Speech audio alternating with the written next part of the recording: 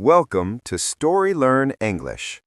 Before this story begins, take a slow breath and relax your mind. This is a gentle story about fear, courage, and the very first step toward speaking English.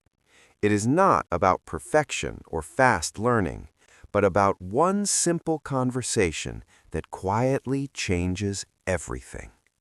As you listen, let the words flow naturally and allow yourself to enjoy the journey without pressure.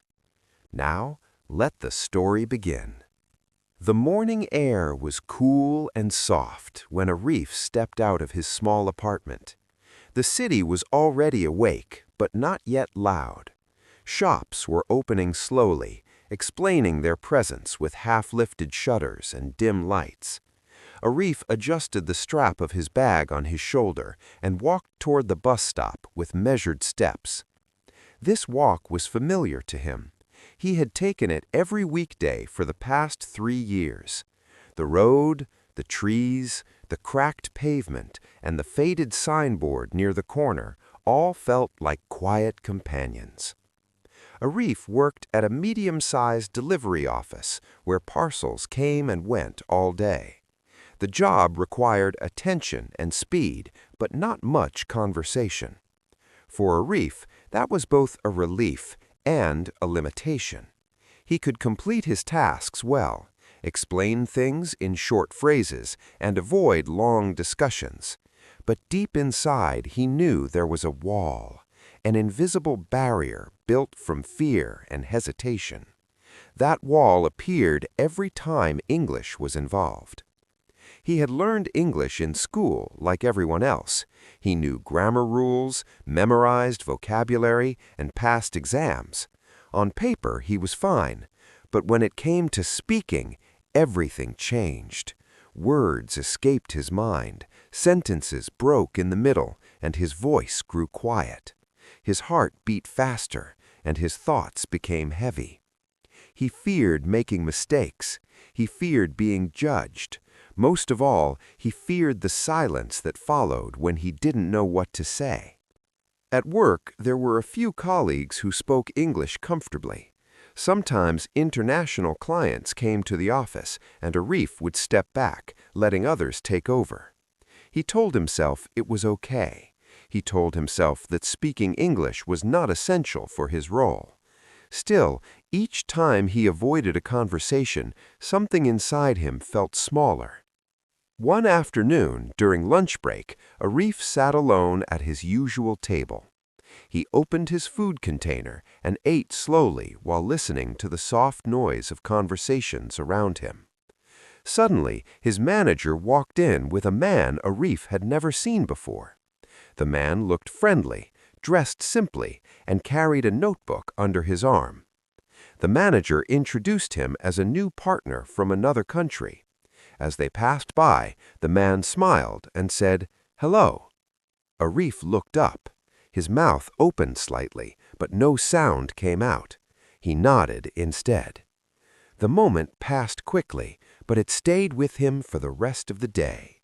That single missed word, that simple hello, felt heavier than it should have. That night, Arif returned home tired but restless. He sat by the window, looking at the street below.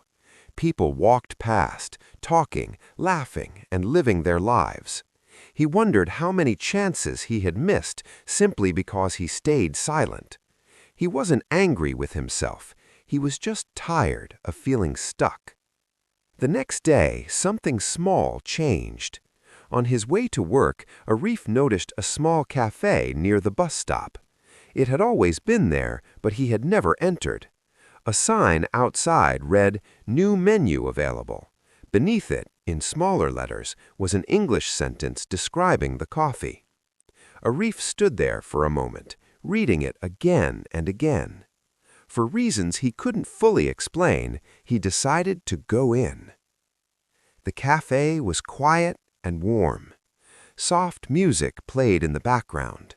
Behind the counter stood a young woman with a gentle smile. She looked at Arif and waited. Arif's heart began to beat faster. This was it, a moment he usually avoided. He could turn around, he could point at something, he could pretend not to understand, but instead he took a breath. "Good morning," he said. The words were simple, but they felt heavy as they left his mouth. The woman smiled wider. "Good morning. What would you like?" Arif looked at the menu. The letters seemed clearer than usual. "I would like 1 coffee," he said, slowly. "Sure," she replied. "Would you like milk or sugar?" For a second, Arif froze. Then he remembered the words. "Milk, please, no sugar." "That will be $5, she said. Arif paid, thanked her, and moved aside. His hands were shaking slightly, but inside, something warm began to spread. He had spoken. He had been understood. Nothing terrible had happened. He carried his coffee to a small table and sat down. He didn't look at his phone. He just sat there, holding the cup, listening to the sounds of the cafe. The conversation replayed in his mind, not with fear, but with quiet satisfaction. From that day, Arif began to notice opportunities everywhere. Not big, dramatic moments, but small, everyday chances. Saying thank you to a stranger, asking a simple question, reading signs out loud to himself. Each time, the fear was there, but it was softer. Weeks passed. At work, Arif still spoke carefully, but he no longer hid completely. When international emails arrived, he read them with more confidence. When his manager asked for help, he didn't step back immediately. He tried. One afternoon, the same international partner returned to the office. This time, when he walked by, Arif looked up. "Hello," Arif said. The man smiled. "Hello, how are you?" "I'm good," Arif replied. "How are you?" "I'm good too, thank you." It was a short conversation, simple, imperfect, but it felt like a door opening. That evening, Arif walked home under the soft glow of streetlights. He thought about how much he had feared speaking English and how small the first step had actually been. He realized that confidence did not arrive suddenly. It grew slowly through moments like these. Months later, English was still not easy for Arif. He still made mistakes. He still searched for words. But he no longer avoided conversations. He welcomed them quietly, knowing that each one was a step forward. The first conversation had not changed his life overnight, but it had changed the direction of his journey. Thank you for staying with this story until the end. The first conversation is never perfect, and it never needs to be. What matters is the courage to begin. If this story helped you feel calmer, more confident, or less afraid of speaking English, then it has served its purpose. Keep listening, keep learning, and remember, you don't need to speak perfectly to be understood.